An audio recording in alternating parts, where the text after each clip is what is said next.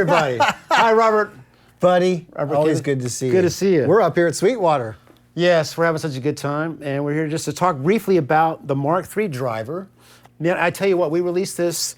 Basically, we met because of my love for the blues driver, your modded blues driver, and then we proceeded to work on the Halo. Yep. After Daniel Steinhardt introduced us, which was a magical meeting, because getting the Halo out when we did, and of course that's my always-on echo pedal. Then I got to work with you on a drive pedal. Exactly. It was really an honor to work with you on a delay pedal and something that's very complicated like that. But I wanted to work with you on something that was in the drive arena. That's something that you're always playing with as well. Kind of like the Halo. That's the thing, because having that blues driver on my board all these years, and there was things about it that I loved, but there's things, oh man, we could tweak some things. So as we were going through the Halo, I was like, man, I want to ask him about this. You know? We waited for the right moment, and so then we went down the path, and that became the AT Super Mod, right? Yes. Which is basically taking your original mod and then tweaking things a bit. And you're like, and then I was like, man, I would really like to see this Super AT Mod, all the great blues driver sounds that we transformed into your sound. Right. And I said, let's get it in the new case, because this is where Keeley Electronics is going with our 4-in-1 drive line. Yeah. We want to take advantage of this, and that's when we got to start experimenting with the Germanium. That was the key. So there was always this thing where I would get this really magical, clean neck pickup sound and a good rhythm sound. And but for certain single note things, I thought, man, if we could just take a little more low end out. And we really worked hard on trying to figure out how to do that. We were trying different compression circuits, EQ circuits. We built several different And we models. thought we had it, and you're driving back to Oklahoma, and you called me, oh, I think I've got it. And that's when he came up with the idea of, instead of using the silicon on this particular mode, using the Germanium diodes. And that's the mode that I'm playing on now.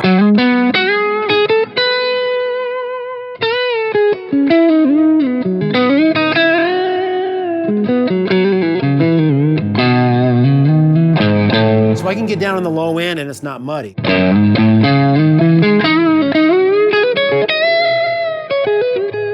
That's on the AT drive side, and also the RK tone control. Tone control, right? Yeah. Now if I take it and put it up to the AT, it turns it into the AT Super Mod. So it's going to be a little more low end.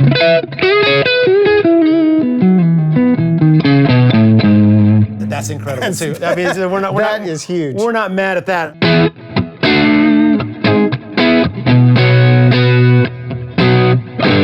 Really beefy and chunky, and I've got the gain. That's about like at maybe, almost 4 o'clock. I mean, or 10 o'clock. Sorry. You have the tone just straight up and down. Yeah, and the tone straight up and down, the level.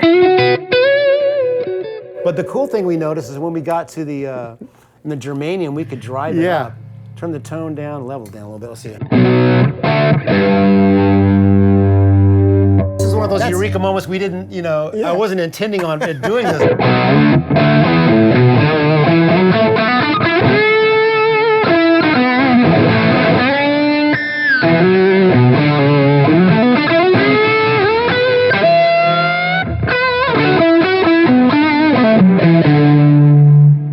That is versatile. I've had it on my board now ever since, and I've done so many sessions. I usually don't need to use anything else drive-wise. It's because even if I go back to the, I'll keep it in the RK mode. Turn the drive down a bit. So that's where it has both Germanium diodes in the RK Exactly. So I can just use just a little bit of gain, but it just brightens up the tone in such a sweet, natural way. Now the other thing that was incredibly magical. So one of the biggest pitfalls of my tone questing over the years is once I get a really nice lead tone. Right now you'll hear me on our buddy Josh's JHS AT. If I get a full-on gain sound, if I go to the neck pickup, it's too tubby. But so what I quickly realized when I put the Mk driver in the Germanium mode, not much drive on it, lots of tone cranked up, I can put that in front of my gain.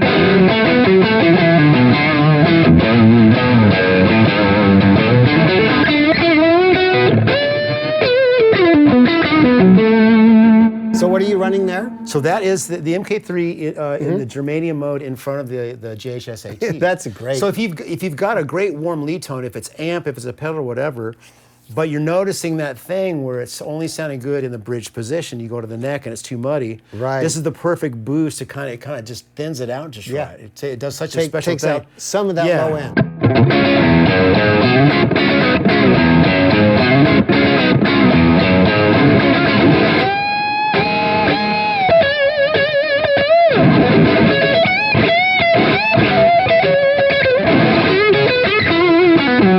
Yeah. So you get that nice chewy, great. you know, gainy strat kind of thing. That was incredible. So that's the pair of them. No. So that's actually that's that with the JHS, my lead tone. Yeah. You know what I'm saying? So that's the two pedals, right? Exactly. I thought you meant the Oh.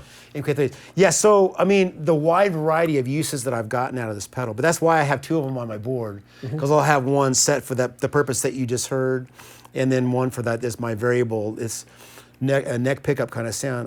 So I'm in the middle of a new record. Yep. And it should be out by January 2025. And I've got 7 mixes done. And on the plane right here, I hadn't listened to everything together to make sure it was working okay. Right. And as I went through each tune and stared realizing, well, it's the Mark III drivers on every track. That's Anytime you killer. hear me on a recording, it's my neck pickup. Even if it's a clean sound, that drive is engaged because I love what it does to the top end. Then of course, a little more gain with it, you know. And then for the lead tones, because I've used a lot of neck pickup kind of tones on this record, old Strats and also my AT300. Yeah, it's a part of my lead sound too. So Yeah, I'm going to get one of these. yeah, well, I know I'm glad somebody. you hooked me up with the Ibanez folks. I know somebody. I think This is the ATX 300? ATZ. So ATZ. they have a line of guitars called ATZ, and I have an ATZ 100, which is closer to my old faithful here. Yeah. I have one of those, That's too. the original one from 30 years ago now. It's always with me, but I'm finding. So I did my first live stream show in a while last week, and I was going to use this guitar in a couple tunes. I used it on the whole gig. So That's awesome. It's proving to be a reliable and very sonically diverse instrument. So that's pretty important for me. Like, 'cause I'm trying to design these drives so that they work for huge ranges of people. So I love the fact that you've got humbuckers and stuff like Yeah, this. and again, I've been using that with old Strats as well. So Exactly. it shines in just every context that I need it to shine in. You know, I love does it a great when job. you have it in one of the higher gain settings Yeah. where the drive is turned up, but Yeah. then your volume control becomes a real kind of distortion controller. Oh, You for can- sure. And that cleans was up what I loved so well. about the original circuit was it could be. That's the best part. It could be in a drive mode like.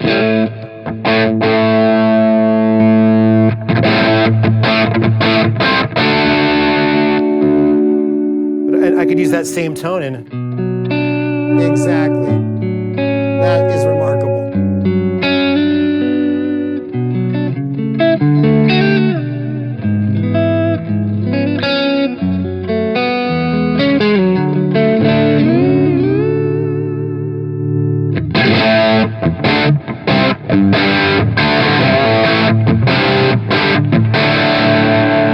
You would never think that was the same, you know.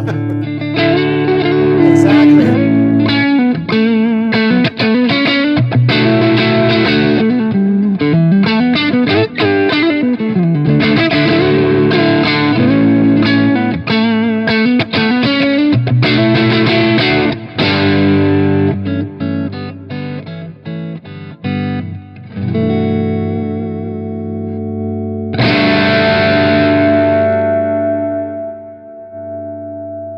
Dude, that is incredible. Yeah, so the harmonic content, every little nuance I'm trying to get, you know, it's just, it's Perfect. been really, really special.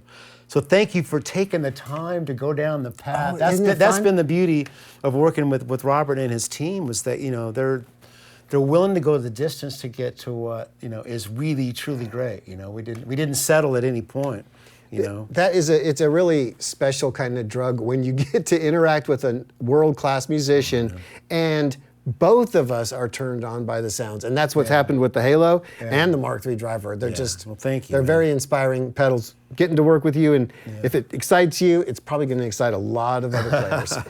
We hope so. Yeah. But thanks for checking it out, y'all.